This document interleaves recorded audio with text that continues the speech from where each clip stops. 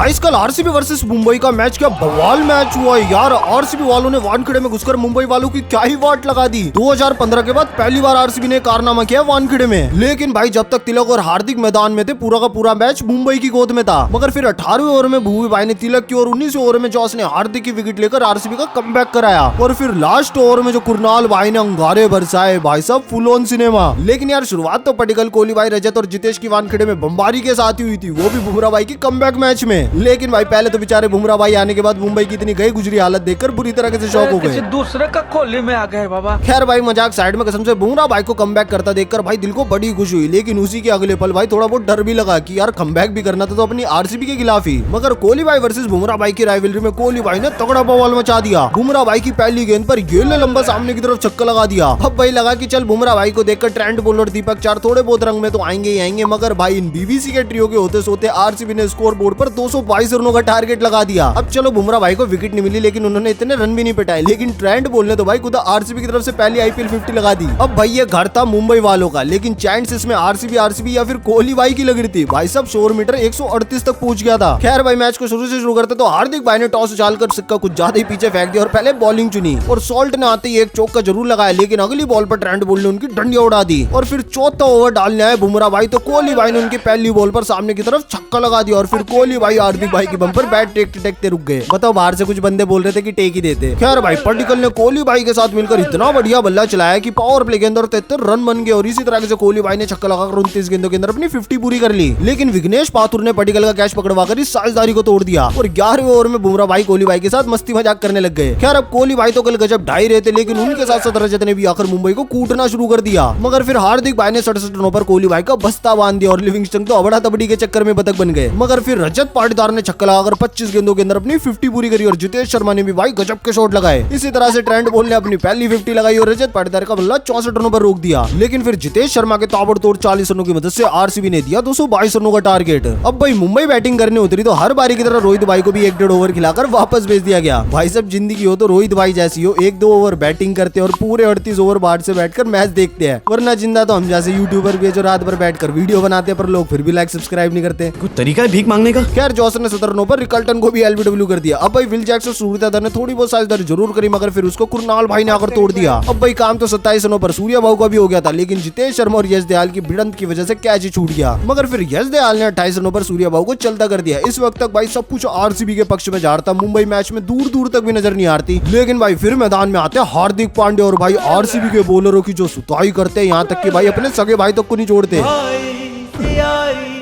बहनों से मस्ती और तिलक वर्मा भी फायर बरसाकर 26 गेंदों के अंदर अपनी 50 पूरी कर लेते और पूरा मैच मुंबई के पक्ष में झुक जाता है। लेकिन भाई फिर 18वें ओवर में जाकर फाइनली भुवी भाई ने तिलक की विकेट निकाली। और फिर जब 19वें ओवर में जॉस ने हार्दिक का कैच पकड़वाया तब जाकर आरसीबी की जान में जान आई। अब भाई आखिरी ओवर में जीत हार के लिए रह जाते 19 रन। तो पहली बॉल पर कुरनाल भाई सेंटनर की विकेट दिलाते, फिर दूसरी गेंद पर दीपक चार का सोल्ट और डेविड मिलकर गजब का कैच पकड़ लेते और फिर कुरनाल भाई दे दनादन बाउंसरे भी मारते और फिर आखिरी में नमनदीर को निपटाकर आरसीबी को मैच जिता देते पूरे 12 रनों से। बाकी दोस्तों मैच तो कल का पूरा ही बवाल था, मगर आपको इसमें सबसे बढ़िया मोमेंट कौन सा लगा कमेंट में जरूर बताना। और अपन मिलेंगे किसी बढ़िया से हाईलाइट के साथ, तब तक के लिए बाय बाय।